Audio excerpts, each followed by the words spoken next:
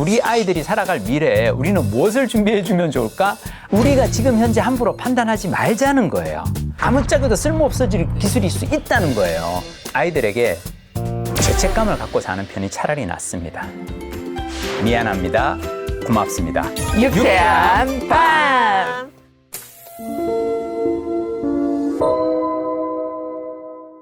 안녕하세요. 저는 24년간 MBC PD로 일하다 2020년에 명예퇴직을 선택한 김민식이라고 합니다. 반갑습니다.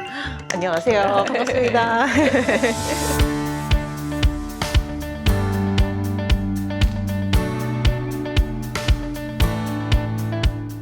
저희 공식 질문이 있습니다. 네. 육아퇴직하셨나요? 저는 이게 육아퇴직이 이게 정년퇴직처럼 연령이 있는 게 아닌 것 같다는 생각이 듭니다. 저희 아버지가 80이 넘으셨는데요. 지금도 아침에 저한테 전화하셔서 오늘은 미세먼지가 많다니까 나가지 마. 밖에 나가지 마. 예, 아버지. 그러니까 이게 80이 넘어도 50 넘은 아들 걱정을 하시는 게 부모 마음인지라 퇴직이라는 거는 쉽지는 않은데 단지 이제 업무 강도를 좀 줄이고 야근 줄이고 이런 건 좀 가능하겠죠. 그리고 또 스스로 그 70점짜리 아빠를 목표로 잡으셨다고 하셨었는데 네. 그 이유도 좀 같이 말씀해 주시면 좋을 것 같습니다. 개인적으로 저는 이제 항상 70점짜리 아빠가 되는 게 저의 목표다라고 얘기를 하는데 완벽한 육아는 없다고 생각해요. 인생도 그렇지 않나요? 그리고 인생을 행복하게 사는 방법 중 하나는 기준을 낮추는 겁니다. 상대에 대한 기준도 낮춰야 돼요. 근데 상대방에 대한 기준을 낮추는 방법은 나 자신에 대한 기준부터 낮추는 겁니다. 아이는 태어나서 한 5살, 10살 될 때까지 아이가 주로 맺는 관계는 엄마, 아빠밖에 없잖아요. 근데 저는 나이 50이 되도록 살면서 수많은 사회적 관계를 맺고 살잖아요. 근데 제가 100점짜리 아빠가 된다고 하는 건 아들로서, 오빠로서, 직장인으로서의 역할에 대해서 최선을 다하기 힘들어질 수 있어요. 저는 아이들에게 항상 미안합니다. 속으로 그래요. 이렇게 욕심 많고 이기적인 아빠를 만나서 이렇게 훌륭하게 자라주셔서 고맙습니다. 제가 미안합니다와 고맙습니다가 저의 모토입니다. 부모로서. 인생을 정말 즐겁게 사는 비결 중에 하나로 영어를 꼽으셨거든요. 책 되게 베스트셀러 많은 분들이 벌써 보셨을 텐데 영어 책 한 권 읽어봤니? 이 책이 정말 영어책 한 거 외워봤니? 살리셨으면 좋겠어요. 편집할 때 이거 반드시 살리셔야 됩니다. 왜 그러냐면 이거부터가 사실 난 재밌어요. 제가 저자 특강 하면은 질문할 때 영어책 한 권 읽어봤니? 재밌게 읽었는데요 라고 얘기를 해요. 책을 읽으신 분들도 그렇게 해요. 이게 왜 그런 줄 알아요? 왜 그럴까요? 한 권 외우는 거는 말도 안 되라는 생각이 있는 거예요. 그렇구나. 읽어봤니 정도겠지. 네네. 사람들이 다 이걸 불가능하다고 네. 생각해서 그러지 않는가. 제가 읽어봤니라 그랬구나. 한 번 더 하면 나 갈 거야. 한 번 더 제목을. 너무 긴장이 되네요. 죄송합니다. 그 이제 영어책 한 권 외워봤니? 네. 베스트셀러시잖아요. 그쵸? 예. 근데 이제 그 책에서 굉장히 이제 영어책 한 권 외워보라고 권하셨거든요. 네. 그럼 직접 여쭤보고 싶습니다. 인생을 즐겁게 사는 비결이 영어 공부다. 라고 제가 얘기를 했는데요. 저는 원래 영어를 잘하는 사람이 아니었어요. 근데 군대에 있는 동안 그냥 혼자 독학으로 영어 공부를 했고 복학하고 나서 제가 혼자서 회화책을 한 권 통째로 외웠을 뿐인데 전국 대학생 영어 토론대회 나가서 제가 2등상을 탔거든요. 근데 그게 왜 가능했느냐? 그 시절에 아무도 영어 공부를 하지 않던 시절이니까 그런 거예요. 생각해봐요. 세계화가 본격적으로 진행된 게 1990년대 이후의 일이고 저처럼 이제 80년대 대학생들은 영어 공부 안 하고도 취업하는데 별로 지장이 없던 시절이었거든요. 영어가 제 인생을 바꿔놓은 이유는 아무도 영어 공부를 하지 않던 시절에 혼자 했기 때문에 저는 그랬던 것 같아요. 전 지금 영어 공부하라. 지금 아이들에게 영어를 열심히 해야 네 인생이 즐거울 거다라고 저는 절대 생각하지 않아요. 오히려 앞으로 10년 후, 20년 후에는 자동 번역기나 자동 통역 프로그램 나올 수 있을 텐데 영어 공부에 과연 영어가 답일까? 다만 한 가지 그건 있어요. 제가 영어 공부가 제 인생을 바꿔놨던 이유는 뭐냐면 저는 20대 때 너무너무 무력감을 느꼈어요.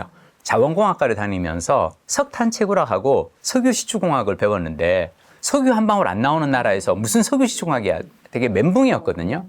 근데 전공을 포기한 대신 저는 그냥 도서관에 가서 책을 열심히 읽었고요. 과연 그러면 앞으로 다가올 21세기에는 어떤 변화가 올까? 책을 읽다가 세계화와 정보화가 온다는 얘기를 듣고 세계화와 정보화의 시대에는 영어를 공부하는 사람이 좀 더 유리하겠구나 생각해서 1989년, 90년에 영어 공부를 한 거예요. 자, 이건 지금으로부터 30년 전 얘기예요. 저는 되게 잘 준비했다고 생각해요. 앞으로 다가올 훗날은 어떤 준비를 해야 될까? 저는 다른 얘기라고 생각해요. 영어가 아니라 솔직히 말씀드리면 저는 앞으로는 영어 잘하는 사람이 되는 게 중요한 게 아니라 전문가가 되는 게 전 중요하다고 생각해요. 저는 앞으로는 직장인의 삶이 쉽지 않을 거라고 생각합니다. 기업의 수명 자체가 짧아질 거예요. 왜냐하면 계속해서 산업이 빨리 바뀌니까. 사람은 100세까지 사는데 기업이 100년 가는 기업이 이제 많지가 않을 거거든요. 자, 그러면 직장 다니는 거 별로 쉽지는 않고요. 프리랜서로 사는 것도 사실은 쉽지가 않아요. 내가 일한 만큼 돈을 벌기 때문에 돈을 많이 벌기 위해서는 일을 많이 해야 되거든요. 자, 제가 생각했을 때 앞으로 20년 후, 30년 후 우리 아이들이 어른이 되어 살아갈 때 가장 좋은 포지셔닝은 저는 전문가로 살아가는 거라고 생각하는데 어떤 일에 전문가가 되는 사람들의 공통점은 뭘까요? 뭔가에 깊숙이 빠져 있는 뭔가에 깊숙이 빠질 수 있는 조건은 뭔가요? 좋아하는 일이요. 그렇죠. 네. 나는 이게 핵심이라고 생각해요. 그러니까 아이들이 지금 잘하는 아이들이 해야 될 건 딱 하나예요. 나는 어떤 일을 할 때 즐거운가? 어떤 일을 할 때 나는 몰입의 즐거움을 느끼고 근데 자 여기서 중요한 거 엄마 아빠가 이걸 방향을 끌어주려고 하지 마세요. 생각해봐요. 어떤 아이가 있어요. 근데 엄마가 딱 보니까 얘 공부가 안 돼. 얘는 성적으로 이렇게 좋은 학교 가기 그런 거 힘들 것 같아. 그래서 그림 그려보자. 라고 해서 얘를 하기 싫은 그림 공부를 억지로 시키고 대학을 보냈는데 얘 일이 앞으로 인공지능에 의해서 프로그램에 의해서 대체된다고 하면 엄마에 대한 원망이 생길 것 같아요. 저는 지금 같은 시대에 부모님이 절대 하지 말아야 될 게 뭐냐면요. 어린 10대 자녀에게 함부로 진로를 틀어주는 거예요. 그 직업이 언제 어떻게 언제 사라질지 몰라요. 제가 95년도 외대 통역대학원 입학했거든요. 95년도 같이 통역대학원 입학한 그 동기들 중에는 통역대학원 교수가 있어요, 지금. 그 친구들 만나면 그래요. 어떡하니, 이제. 챗GPT 번역한 걸 보잖아요. 네. 기가 막혀요. 근데 더 문제는 뭔지 알아요? 챗GPT는 이제 막 시작했거든요. 그렇죠. 저는 우리가 아이들에게 가르쳐줘야 될 건 뭐냐면요. 네가 좋아하는 일을 하고 살아라 해요. 세상의 변화를 미리 예상을 하고 앞으로 10년 후, 20년 후에는 어떤 직업이 뜰 거고 어떤 기술이 필요할 거야. 그래서 별로 좋아하지도 않고 하고 싶지도 않은데 그걸 억지로 괴로워하면서 하지 말라는 거예요. 전 영어도 특히나 마찬가지라고 생각합니다. 20살에 영어를 전혀 못하던 사람이 회화책 한 권을 통째로 외웠더니 동시통역대학원에 갈 수 있는 정도의 기본 베이스가 깔려진다는 거예요. 영어는 어려서 하는 게 중요한 게 아니고요. 20살 이후에 스스로 마음을 내어서 자기가 동기부여를 해서 영어 공부가 효과가 있다. 저는 그 얘기를 하고 싶은 거예요. 근데 저도 그 책을 읽어봤지만 정말 숨 쉬듯 영어 공부하셨더라고요. 맞아요. 미친 듯이 했어요. 제가 그때 그렇게 치열하게 할 수 있던 이유는 딱 하나 같아요. 한가했거든요. 전공을 포기했어요. 저는 아이들에게 영어 너무 이렇게 스트레스 주지 마시라고 얘기하는 게 뭐냐면 아이들이 한가하면 할 게 아무것도 없으면 영어 뭐 해도 되겠죠. 근데 그렇지가 않잖아요. 네, 맞아요. 이주하기 바쁘죠. 영어까지 너무 그렇게 스트레스를 안 주셨으면 좋겠어요. 아, 그렇구나. 사실 이제 이 질문을 여쭤본 거 이제 비결을 여쭤보려고 네. 사실 여쭤봤던 건데. 간절함. 아, 간절함. 저는 영어 공부를 잘할 수 있는 비결은 저는 간절함이라고 생각하고요. 내 인생을 바꿔야겠다라는 어떤 간절함인데 이게 어려운 게 엄마 아빠에겐 간절함이 있어요. 엄마 아빠는 당신의 인생을 통해서 깨달은 거예요. 아, 내가 그때 영어를 조금 더 잘했으면 교환학생 갈 수 있는 기회가 있을 텐데. 아, 우리 애기 아빠가 영어를 조금 더 잘했으면 그때 해외 주재원 파견 나갈 수 있었을 텐데. 우리는 영어를 공부를 하고 싶은 그 간절함이 있어요. 아이들은 그게 없어요. 아이들이 살면서 또 뭔가 간절함을 느끼면 그걸 하겠죠. 간절함이 없는 상태에서는 공부가 되지 않아요. 저는 방법이 중요하다고 생각하지 않아요. 동기가 중요해요. 내가 이걸 왜 해야 되는지 그 이유를 알아야 돼요. 간절함으로 달리더라도 하는 방법이라는 게 있잖아요. 그렇죠. 네, 혹시나 영어 공부의 비결은 암기가 아닐까라는 생각이 드는데요. 그렇게 여전히 생각하고 계실까요? 가장 쉬운 공부 방법이 저는 암기라고 생각해요. 왜 암기가 왜 가장 쉬우면서도 가장 효율적이거든요. 이게 우리가 공부를 할 때 인지보다 더 중요한 건 메타인지예요. 내가 아는 것을 진짜로 아는 건지. 회화책을 외울 때 어떤 문장을 외워야 될까? 쉽게 정하는 기준은 뭐냐면, 왜 영어 회화책을 보면 왼편에 영어 원문이 있고 오른편에 한글 번역 해설이 있잖아요. 근데 내가 영어 문장을 가렸는데 한글을 보고는 죽었다 깨나도 이게 안 떠올라. 그러면 이 문장은 외워야 되는 거예요. 중요한 건, 자, 영어 문장을 암기를 한다는 건 첫 번째는 내가 모르는 영역이 뭔지를 확인을 했어요. 자, 이 모르는 영역을 나의 알매 영역으로 끌어오는 과정은 암기죠. 문장을 암기를 해요. 저 같은 경우는 이제 일본어 공부하면 일본어 책을 이제 요인나이데 게타이 댕어 츠카와나이데 구다사이.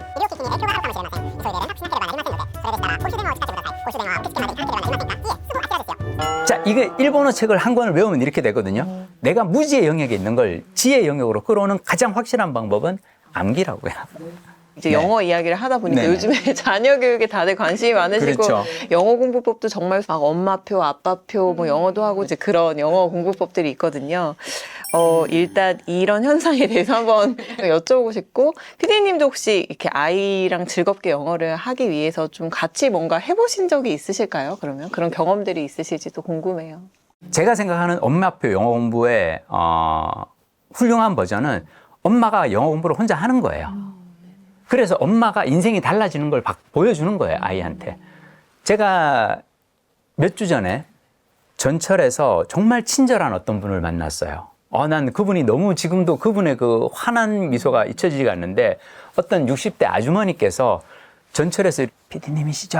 내가 예, 안녕하세요. 그랬더니 갑자기 이렇게 손을 내밀더니 피디님 고맙습니다. 예, 그랬더니 2017년에 피디님이 쓰신 영어책 한 권 외워봤니를 우리 딸이 읽고는 엄마 이거 한번 봐봐 라고 해서 그거대로 해서 저 그 책 다 외웠고요. 지금은 친구들 사이에서 친구들이 넌 어쩜 그렇게 영어를 잘하니? 그래서 저 그리고 그 영어책 다 외우고 난 다음에 제 인생에 대한 어떤 60 이후의 삶에 대해서 새로운 활력을 얻었어요. 피디님이 제 인생의 은인이에요 하면서 이렇게 내리시는 거예요. 전 그거라고 생각해요. 엄마표 영어는 그냥 엄마가 영어 공부를 해서 매일 아침 엄마가 10분씩 혼자서 그냥 당신이 그걸 하면서 되게 즐겁게 이러면서 하는 모습을 아이들이 보고, 지금 당장 아니더라도 언젠가 필요할 때가 온다면, 내가 만약 아이돌이 되는 게 꿈이야. 그래서 나는 세계에 있는 나의 팬들과 무대 위에서 소통하는 사람이 되고 싶어. 그런 아이돌이 될 거야. 그때 가서 지가 공부하겠죠. 너무 강력한 동기부여가 그러니까요. 생기네요. 아이들 공부시키는 게 이제 결국엔 입시라고 생각들을 하셔서 입시를 잘 통과해야 그 다음에 이제 뭐가 있을 거라고들 생각하시니까 강연 많이 다니시니까요. 네. 입시 이제 관련돼서 공부, 영어 막 그쵸. 이런 질문 많이 예. 받으실 것 같아요. 네. 공부 왜 해야 합니까? 뭐 이런 질문 많이 받을 텐데 그쵸. 어떻게 얘기해주고 계신가요? 진로 특강을 다니면은 아이들이, 그래서 PD가 되려면 뭘 해야 되나요? 라고 얘기하면 제가 되게 솔직하게 얘기를 해요. 이런 얘기하면 아마 고등학생 여러분들은 나를 미워하고 저 아저씨도 결국 꼰대구나라고 할 텐데, 여러분이 PD가 되려면 가장 먼저 해야 될 건 지금 공부를 열심히 해서 명문대 신문방송학과나 언론홍보학과를 가는 겁니다. 왜 명문대를 가야 되느냐? PD는 결국은 밤새서 촬영하고 밤새서 편집하는 사람인데, 이렇게 밤을 새워서 일을 하는 사람들은 봤더니 중고등학교 때 밤새워서 공부한 친구들이더라고요. 그러니까 중고등학교 때 내 놀기만 하고 내 하던 사람이 갑자기 나이 30살에 밤새는 거는 쉽지 않아요. 아이들한테 얘기를 합니다. 여러분들이 취업을 잘하려면 결국은 당신이 성실한 사람이라는 걸 증명해야 되는데, 그 입증하기 가장 쉬운 방법이 명문대에 가는 겁니다. 라고 얘기하면 이제 애들이 내 인생은 망했구나. 이미 나는 아마 이제 망한 것 같아 라고 생각을 해요. 그럼 제가 다시 이제 얘기를 하죠. 근데 여러분, 수능이라는 게 우리나라 대학 입시가 되게 비정한 게임인 게, 수능은 다 잘해야 돼요. 내신도 마찬가지요. 모든 과목을 다 잘해야 돼요. 자, 이거 10대 다 잘하기 쉽지 않거든요. 여러분에게는 두 번째 기회가 옵니다. 20살 이후에 내가 좋아하는 거 딱 하나만 찾으세요. 그걸 미친 듯이 열심히 해서 그걸로 나의 성실함을 증명하는 거예요. 저는 20살에 뭘 했냐면, 울산 시립 남부도서관에서 받은 다독상 상장이 있어요. 한 해에 200권의 책을 읽었어요. 저는 책 읽는 게 좋아서 미친 듯이 독서를 했거든요. 그걸로 저는 저의 성실함을 증명했다고 생각해요. 방법은 아주 다양할 거예요. 아이들에게 얘기하는 건 딱 하나예요. 10대 때 내가 공부를 못한다고 해서 내 인생이 망한 거 절대 아니다. 제가 이제 아이들에게 얘기를 해요. 아이들이 가끔씩 그래서 손 들고 질문합니다. 아저씨는 언제부터 PD가 되는 게 꿈이었나요? 나는 PD가 되는 게 꿈이었던 적이 단 한 번도 없다. 내가 PD가 꿈이었으면은 이과는 왜 가고 공대는 왜 가고 통역대학원은 왜 갔겠냐. 나는 그냥 내가 좋아하는 일을 찾아서 열심히 하다 보니까 내가 좋아하는 일을 열심히 하다 보니까 좋아하는 일이 잘하는 일이 되고 그래서 내가 뭔가 성실한 사람이라는 걸 나 스스로가 입증하게 되니까 그 다음에는 내가 하고 싶은 일이 생기면 뭐든지 지원하면 다 받아주더라. 내가 성실한 사람이라는 걸 증명할 수만 있으면 20살 이후에 다시 기회가 온다고 아이들에게 얘기를 합니다. 여러분 아이들에게도 똑같은 얘기를 해주셨으면 좋겠어요. 공부를 잘하면 좋겠어. 근데 공부는 어려워. 모든 과목을 다 잘해야 돼, 수능은. 근데 네가 좋아하는 게 뭔지를 찾았으면 좋겠어. 그리고 20살 이후에 그걸로 다시 한번 승부를 내봤으면 좋겠어.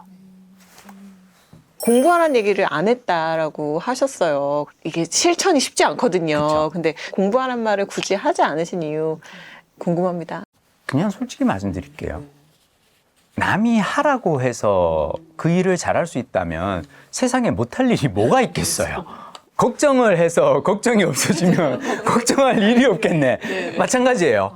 엄마가 공부하라고 해서 애가 공부를 잘하게 된다면 세상에 공부 못하는 사람은 하나도 없어야 될 텐데 공부를 하지 말라고 하는 부모는 없을 거 아니에요. 근데 왜 아이들은 이렇게 힘들어할까요? 저는 우리나라가 우리 부모들이 정말 생각해 봤으면 좋겠다 싶은 그 통계가 뭐냐면 한국의 아이들은 이 세계 국가들 가운데서 학업 경쟁력은 가장 높은 하지만 가장 불행한 그리고 학업에 쓰는 시간은 가장 많은 그리고 심리적으로는 엄청나게 피폐돼 있는 자 그러면 이 아이들은 어떤 아이들이냐면 하기 싫은 일을 가장 많이 하는 게 우리 아이들이란 말이에요.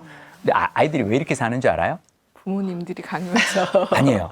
부모님들이 똑같이 살기 때문인 거예요. 한국은 노동시간이 OECD 국가 중에서 멕시코 다음으로 가장 긴 나라고 그러면서 직장인들의 그 행복도라든지 만족도는 가장 낮은 그러니까 즉 우리 어른들의 삶이 하기 싫은 일을 가장 오랜 시간 하면서 사는 거다 보니까 아이들에게도 똑같은 삶을 강요하고 있는 거예요. 자, 난 여기서 중요한 건 뭐냐면 일단 우리 삶을 바꿔야 돼요. 노동 시간을 늘리는 게 중요한 게 아니라 맞아요. 아이들도 마찬가지예요. 학업 시간을 늘릴 게 아니라 줄이고 내가 좋아하는 일은 뭔지. 제가 이제 엄마 아빠들한테 만나서 이제 하는 얘기가 그거예요. 여러분들이 해주셔야 될 건 뭐냐면 아이들에게 한가한 시간을 만들어주는 겁니다. 사람은 한가할 때 그래서 나 뭐 좋아하지? 나 뭐 할 때 신나는 걸까?를 찾아볼 수 있어요. 근데 이렇게 얘기하면 근데 엄마 아빠 뭐라는 줄 알아요? 우리 애는요 한가한 시간 주면 그냥 내 그 스마트폰 보면서 유튜브 보거나 무슨 저기 게임만 해요. 내가 그래. 아이가 얼마나 바쁘면 학교 갔다가 학원 갔다가 과제하고 너무너무 일이 많은데 딱 10분 시간이 났어요. 어른들도 마찬가지예요. 막 일하고 야근하고 딱 10분 시간 났을 때 그래서 나는 이 10분 동안 명상을 할까? 요가를 할까? 아니야 운동을 할까? 책을 좀 읽어볼까? 누가 그러냐? 그냥 누워서 아이고 이제 방전 모드니까 뭐라도 다 지친 상태에서는 가장 쉽게 그러니까 나는 스마트폰이 너무 무서운 건요. 가장 짧은 시간에 가장 자극적인 어떤 보상이 주어져요. 저는 아이들이 시간이 없으면 없을수록 점점 더 이런 자극적인 콘텐츠에만 빠져들 거라고 생각해요. 한가한 시간이 주어져야 그래서 난 이렇게 한가한데 한번 뭘 새로운 걸 뭘 하나 배워볼까? 이런 생각을 하지 않을까? 쉽진 않아요. 근데 엄마 아빠가 좀 한가해졌으면 좋겠어요. 저희가 이제 영어 공부에 대한 이야기 또 많이 나누긴 했는데 사실 저는 이제 PD님 얼굴을 떠오르면 그냥 늘 굉장히 공부하시는 분 같다라는 느낌? 네, 그래서 PD님께 공부란 뭘까? 한번 여쭤보고 싶었어요. 저는요, 재수없는 멘트인데 공부가 제일 재밌어요. 그게 왜 그런 줄 알아요? 자, 우리가 평생을 살면서 하는 게 세 가지가 있거든요. 공부를 하고, 일을 하고, 여가를 즐기죠. 공부, 일, 놀이. 이 셋 중에서요, 내 마음대로 되는 건 난 공부 하나밖에 없는 것 같아요. 일은 내 뜻대로 잘 안 돼요. 내가 아무리 열심히 해도 세상 사람들의 반응이 차갑거나 뜨거울 때도 있는데 뜨거울 때는 뜨거워할 수도 있고요. 자, 그러니까 일은 내 뜻대로 잘 안 될 수 있고요. 노는 것도 마찬가지예요. 나는 누구랑 놀고 싶은데 그 사람은 나랑 안 놀아줄 수 있고요. 자, 근데 공부는요, 하면 할수록 내가 더 좋아지거든요. 내가 성장하거든요. 우리가 공부가 괴로운 이유는 뭐냐면 어렸을 때 하기 싫은 공부를 억지로 하니까 괴로운 거고요. 이제 나이 40, 50 넘어서 공부하잖아요. 너무 좋아요. 전 제가 하는 공부는 되게 심플해요. 내가 읽고 싶은 책을 읽어요. 책을 읽고 그 책 내용이 좋잖아요. 그러면 저자가 하는 북토크를 찾아가요. 그 책에서 못다한 이야기를 들려주시기도 하고, 이게 저한테는 공부거든요. 우리가 이 공부를 저는 앞으로 계속 해야 된다고 생각해요. 유튜브 보면 또 좋은 강연들 얼마나 많아요. 이렇게 자기주도적으로 할 수 있는 학습을, 평생 학습을 우리는 계속 이어가야 한다고 생각합니다. 그 공부도 끝이 없긴 한데 네. 그 시대에 맞춘 공부라는 게 또 있기도 하고 그렇죠. 그렇잖아요. 네. 지금 이제 인공지능 시대이니까요. 미래 교육 얘기들 많이들 하고 있어요. 우리 아이들 이 미래 교육에 맞춰갖고 어떻게 좀 가르치면 좋을지 많이들 궁금해하세요. 네. 방법을 좀 알려주시죠. 이게 되게 어려운 게요. 제가 중학교 다닐 때 우리 아버지께서 네가 나중에 어른이 돼서 먹고 살려면 이 두 가지 기술은 반드시 배워야 돼 라고 해서 학원에 가서 돈을 주고 배우게 한 기술이 두 가지가 있어요. 지금 제 인생에 아무짝에도 쓸모없는. 뭘까요? 우리 아버지는 그 시절에 1970년대 아버지가 학교 선생으로 일하시면서 아버지가 했던 얘기는 뭐냐면은 학생들 반평균맥이잖아요. 주산을 놓을 수 있어야 취업이 용이했고, 글씨를 잘 써야, 예쁘게 잘 써야 회사에서 보고서 같은 거 결제 서류 올릴 때 윗사람들이 이뻐한다는 거죠. 그래서 저는 그 시절에 주산학원과 서예학원에 가서 펜글씨를 배웠거든요. 자, 그게 5년도 지나지 않아서 컴퓨터라는 게 나오면서 아무짝에도 쓸모없어질 거라는 걸 누가 알았겠냐고요. 제가 이 얘기를 드리는 이유는 뭐냐면 앞으로 인공지능의 시대에 우리 아이들이 살아갈 미래에 우리는 무엇을 준비해 주면 좋을까 알 수 없다는 거예요. 그리고 우리가 어쩌면 아이들에게 돈을 들이고, 막대한 돈을 들이고 아이들에게 그 소중한 자원인 시간을 빼앗아 가면서 가르치는 것이 어쩌면 10년 후, 20년 후에는 아무짝에도 쓸모없어질 기술일 수 있다는 거예요. 우리가 지금 현재 함부로 판단하지 말자는 거예요. 근데 정말 많은 정보들이 어떻게 보면 또 되게 불안을 좀 자극하기도 하는 것 같아요. 그러니까 안 시키자니 불안하고 또 너무 많이 시키자니 죄책감을 갖게 되고. 그리고 이걸 네. 하면 나중에 진짜 도움이 될까? 그래서 저는 지금 아이들을 키우시는 엄마, 아빠들에게 제가 딱 드리고 싶은 얘기가 딱 하나예요. 아이들에게 죄책감을 갖고 사는 편이 차라리 낫습니다. 엄마, 아빠가 아이들에게 본전 생각을 하는 것보다는 죄책감을 갖는 게 저는 낫다고 생각해요. 내가 너를 위해서 조기 유학, 영어 연수, 캠프, 영어 캠프 다 보내줬고 코딩 교육 시켜주고 별의별 거를 다 해줬는데 겨우 네가 내놓는 결과는 이거야? 사교육을 그렇게 시키고 과외생을 그렇게 붙였는데 겨우 네가 하는 건 이거야? 라고 생각하는 것보다는 정말 미안하다. 내가 노후 대비하느라고 사교육에 그렇게 돈을 많이 쓰지 못했네. 내가 일하느라고 야근하고 잔업하느라고 너 많이 챙겨주지 못했네. 미안하다. 근데 내가 이렇게까지밖에 못했는데도 이렇게 잘 자라줘서 너무 고맙다. 그리고 우리가 아이들에게 해야 될 생각은 이거예요. 우리 아이들에게 기본적으로 우리는 미안하다는 생각을 갖고 있어야 됩니다. 왜냐하면 아이들이 자라날 세상에는 점점점 일자리의 기회가 줄어들 거거든요. 이런 세상을 만든 데 대해서 어른으로서 우리는 미안해해야 돼요. 그리고 그런 세상에서 그래도 꿋꿋이 자신의 몫을 찾아가면서 자신의 어떤 삶을 찾아가기 위해서 노력하는 아이들에게 고마운 마음을 가져야 되고요. 그것 말고는 저는 없다고 생각해요. 미안합니다와 고맙습니다. 두 가지. 어른이 할 수 있는 말은 딱 두 가지예요. 미안합니다와 고맙습니다.